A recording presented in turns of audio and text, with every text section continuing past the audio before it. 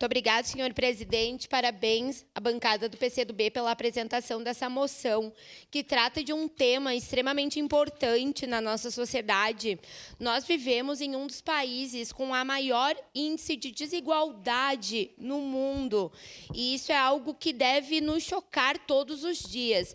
A gente não pode se acostumar a viver num país onde poucas pessoas ganham muito e muitas pessoas ganham tão pouco, ganham um salário da fome. A gente não pode se esquecer que o nosso país estava no mapa da fome há pouquíssimos anos atrás, que as pessoas mendigavam osso, com resto de carne para poder comer e dar para os seus filhos.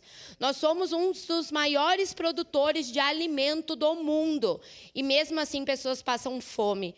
E reforço, não porque essas pessoas querem ou merecem passar fome, porque se merecimento fosse a questão, essas pessoas ganhariam muito e não estariam na situação que estão.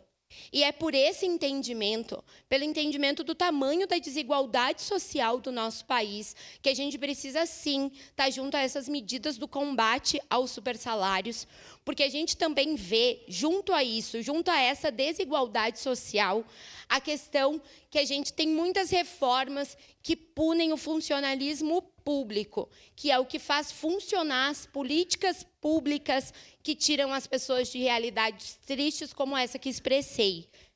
São os assistentes sociais, são as enfermeiras, são pessoas que estão lá na ponta todos os dias, que identificam as violências contra a mulher, contra crianças, contra adolescentes. E a gente vê reforma em cima de reforma sendo passada com a desculpa de que isso é necessário para salvar a economia de um país, quando, na verdade, a gente ainda tem a realidade de existir supersalários e precisa constantemente estar disposto a combater isso. Parabéns pela moção, votarei favorável. Muito obrigada. Encerradas as declarações de voto.